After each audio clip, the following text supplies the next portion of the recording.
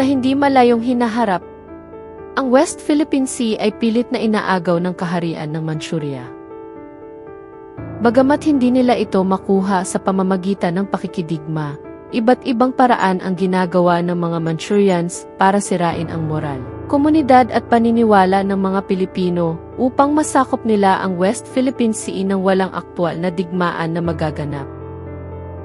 Ito ay sa pamamagitan ng mga taksil ng bayan, tulad ng mga angkan ng mga politiko at mga bayarang media at social media influencers. Sa pagpapatuloy, sa isang hotel na pag-aari ni Shifu, magkikita si Chantal at si Mayor Amanda Chong.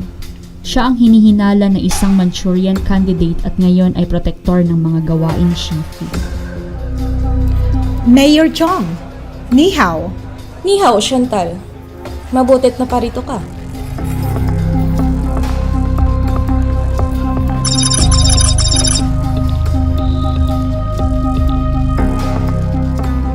So, anong nangyari, Mayor? Balita ko, may bagong kumakalaban sa bagong teritoryo mo. Nahihiya ako kay Shifu. Malaki ang nawala sa atin sa offshore gambling operator na na-raid nila. So, may lead ka na ba? At ikaw, hindi ka ba nakokompromiso? Wala pa rin silang alam tungkol sa akin. Pero hindi dapat mag-relax. Dahil hindi natin kilala ang mga gumagalaw para sa gobyerno. So, Mayor, tuloy ba ang mga plano? Siyempre.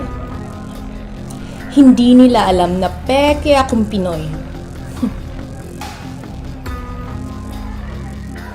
Mahalaga ay matuloy ang convention ng mga mayors sa Mindanao. Malaki ang posibilidad na mapag-isa ang Mindanao.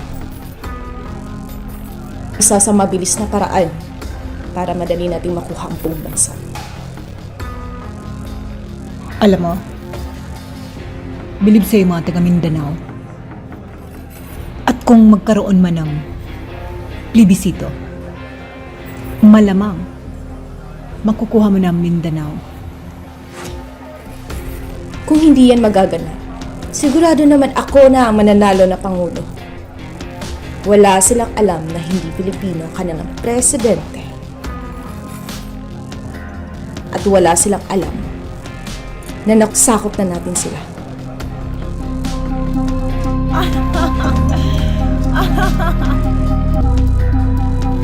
Samantala, sa WPS Command Center, hinimay ni na Commander Arya at Andrew ang mga impormasyon na nakuha tungkol kay Mayor Amanda Chong. Ano kayo magandang gawin sa mga offshore gambling operators na yun? Sobrang obvious naman eh. It's just a front. Sa mga criminal activities nila. But anyway, don't worry about it. You know guys, mula nung inutos ng presidente, a total ban on offshore gambling operators, at hindi na mahuli yung mga yan. By the way nga pala, yung mga spies na Mindanao, they have an intel. Si Mayor Chong, may mga meetings sa mga offshore gambling operators. Kung ano man yan, hindi naman mabibigyan ng permit yan kung wala yung blessing ni Mayor. Kailangan natin i-background check lahat ng mga mayors. Duda ko, maraming pang ganito. Pero you know, it's yung mga activities ni Mayor, ang lalaki ng mga budget. Pero sabi niya, she's just using her own personal money. Diba? Siya nga yung naglalabi na magkaroon ng autonomy ang Mindanao. Suspicious, ha? Well, you guys, you have to investigate talaga. Alam niyo, duda ko, yung malaking bakal yan eh.